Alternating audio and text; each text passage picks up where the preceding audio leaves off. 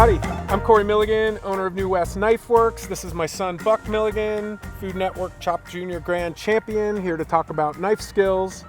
My family and West KnifeWorks are proud supporters of slow food in the Tetons. There's a lot of reasons to support local food production. The sustainability, environmental issues are so important. The nutritional quality of the food they produce is vital. But for me, as a foodie, the most important thing is locally produced and grown food tastes so much better than anything you can buy in the grocery store. Like eating a tomato, a little cherry tomato that's freshly grown is like eating candy. It's just fantastic.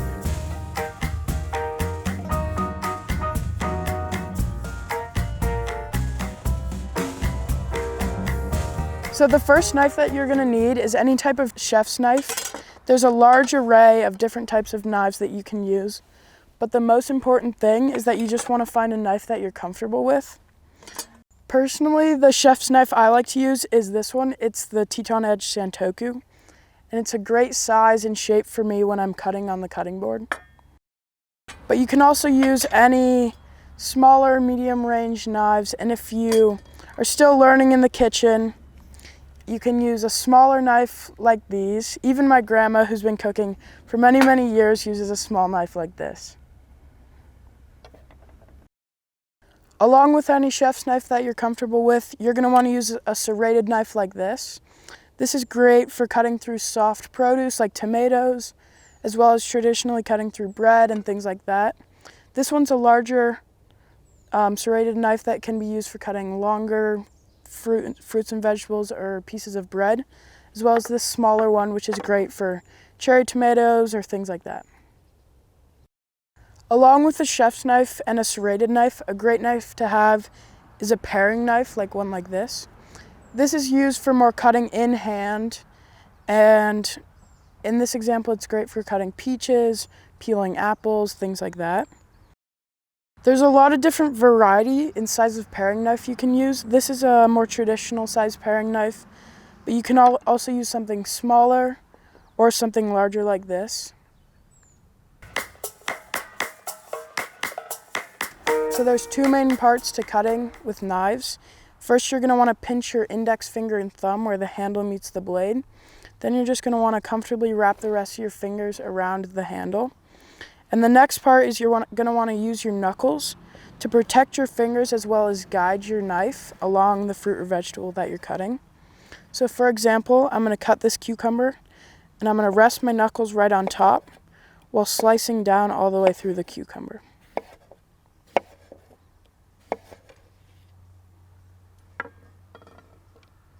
One thing to just be sure about when you're cutting is that you really want to focus on your non-dominant hand as guiding the knife through the fruit or vegetable that you're cutting. So when you have your knuckles like this against the blade, or the face of the blade of the knife, you're going to want to apply constant pressure and slowly move your non-dominant hand down the fruit or vegetable while you're cutting through. And this allows you to cut very fast, very thin, or any way that you need to cut.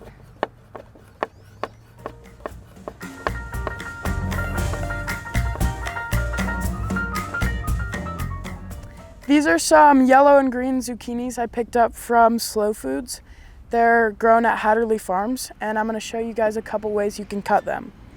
So first you're going to want to remove the tops, and when you're grilling them, you're going to want to do thinner slices like this.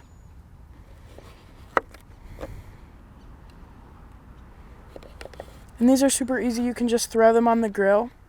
But if you're sauteing them or putting them in anything like that, you have a couple options. So the first thing you can do is some larger slices like this, or you can also do some smaller cubes. So what you're going to do is slice it into strips to start, and then you can just cut it down the zucchini like this.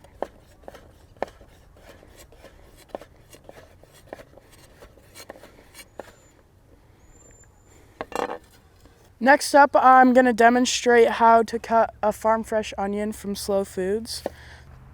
Here are some fresh onions from Canewater Farms. And when preparing an onion, you're just going to want to first remove the tops, which can actually be used similar to scallions. If you just slice them into a nice little slice. And what you're going to want to start by doing is removing this outer skin. The biggest difference between these fresh onions and ones you buy at the grocery store is the age. The ones at the grocery store can be weeks or months old, but these are very fresh and very delicious. So once you take off the skin, you're going to want to cut it in half. And there's two main ways you can cut an onion. So if you're doing like a rough dice in a salad or something like that, you're going to want to start by scoring it down the middle, and you don't want to cut it all the way through just so you can keep it intact. And then you're going to want to do some slices, and as well you don't want to cut it all the way through just to hold the onion together. And then you can just slice all the way down. And this works to get some great small cubes so that you don't have huge bites of onion in a salad. Another way you can cut your onion is just by taking smaller slices. So what you're going to want to do is just make small little slices along the onion. And this is much better for in a sandwich or whatever you really want.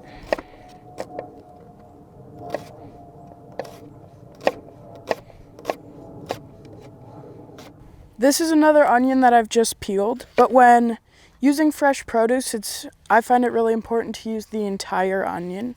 And so when you can cut the tops into smaller slices for garnish, but they also do taste delicious and just like a normal onion or green onion.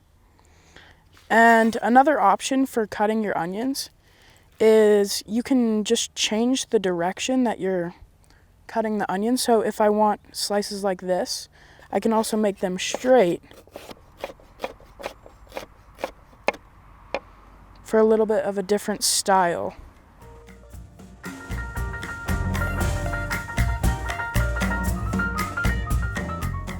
These are some farm fresh apples, and I'll show some great ways to cut them.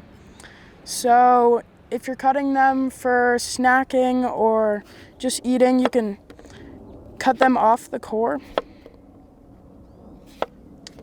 And then just do wedges or just a good size that you want to eat.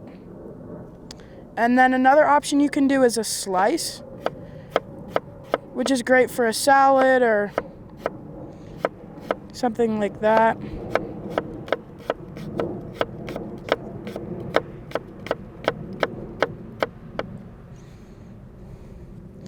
And then another way you can cut apples is dice them into cubes.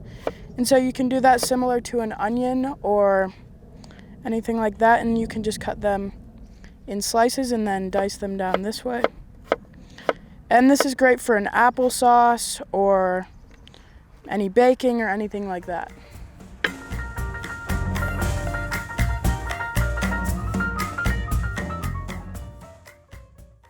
Next up, we have some peppers from Ashland Produce.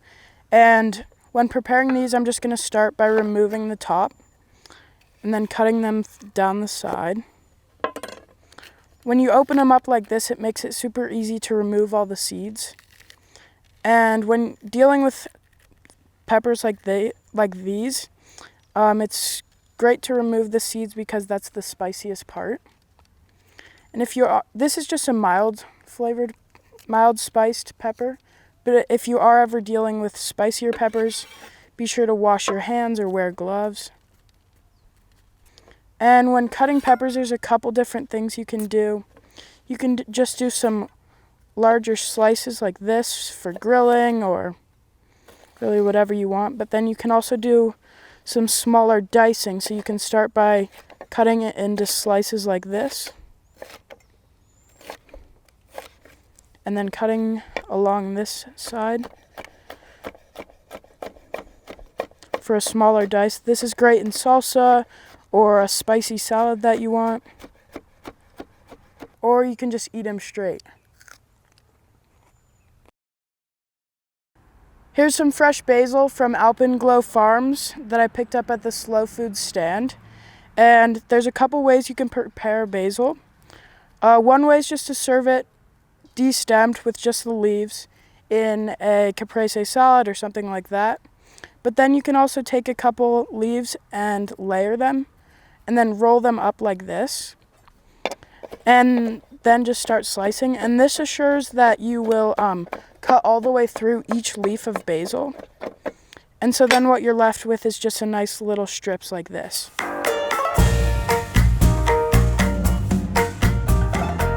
Preparing a potato, there's a couple ways you can do it. First, I like to start by just making a flat bottom so the potato can sit nice and stable. And there's many ways you can do it. You can make French fries by cutting slices like this. And then just cutting it this direction.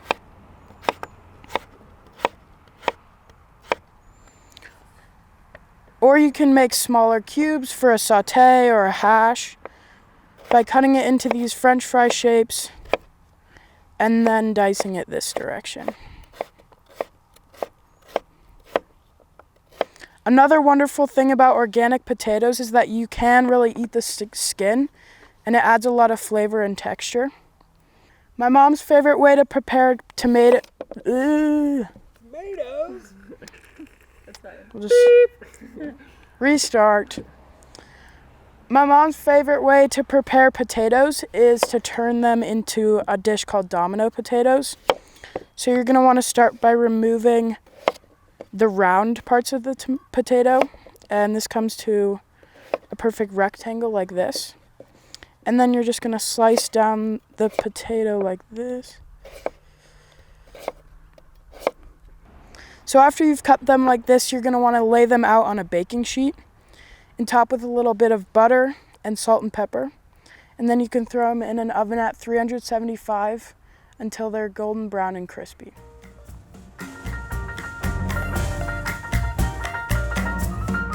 Here's some fresh garlic from Cosmic Apple. It's called hardneck garlic, which is a little bit different from what you'll buy at the store. And the way you want to prepare this is first stick your knife in through the tough skin.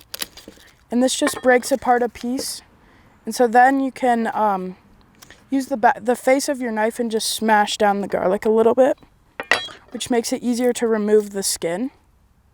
So once you have just your garlic, you're going to want to cut off the butt of the garlic and maybe just smash it a little bit more. And then with this, I'm just going to start by mincing it up into small slices. And then you can go the other direction. And then you're done with some beautiful fresh garlic. Another way to prepare garlic is to turn it into slices. So again, you're just going to want to remove it from its shell and cut off the bottom. And then you can just slice all the way through it into little slices. And when using fresh garlic like this, it's wonderful to add flavor to any vegetables or anything that you're sautéing. So you can just put it in the pan with some butter or oil and cook it until it has that beautiful garlic smell. And it'll just improve any dish that you're making. Now we're going to talk about how to prepare some tomatoes. So these are tomatoes from Cosmic Apple. If you keep your chef's knife really sharp, you can cut through tomatoes really nicely. But also, we do suggest using any type of serrated knife works well because it can cut through that tough skin while still keeping the insides intact. My mom usually loves a caprese salad with these fresh tomatoes, so just a thick slice works very well. But if you're making any type of salsa or something like that, you can do cubes or just a rough slice. And when you're cubing them, you first just want to slice them like this, and then you can do them into the cube size that you like.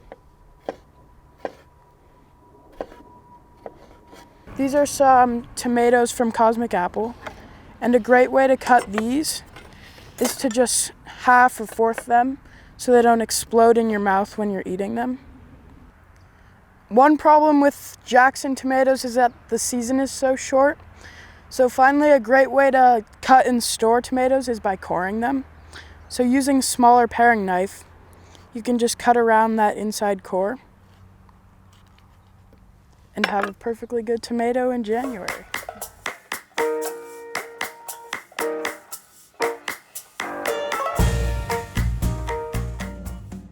Now that you're familiar with cutting fresh produce, I'll show you one of my mom's favorite dishes with fresh tomatoes.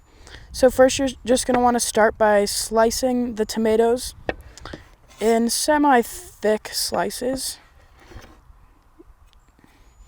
And this dish is so simple and it really highlights the flavor and the delicious fresh tomatoes. You can use any size tomatoes or any type that you like.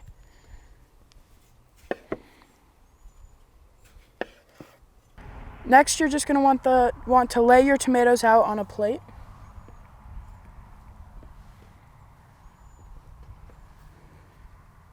Next, you're going to want to put a few tablespoons of butter in a pan over medium heat.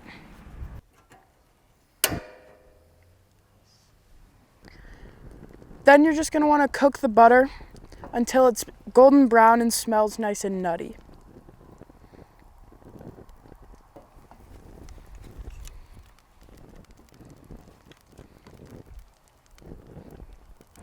Then you're going to want to pour the hot butter over the tomatoes.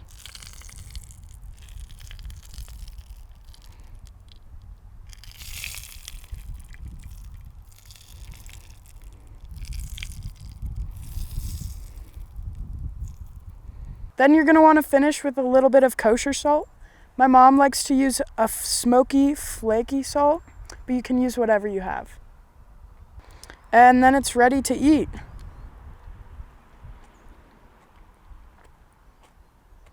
Is it good? It's delicious.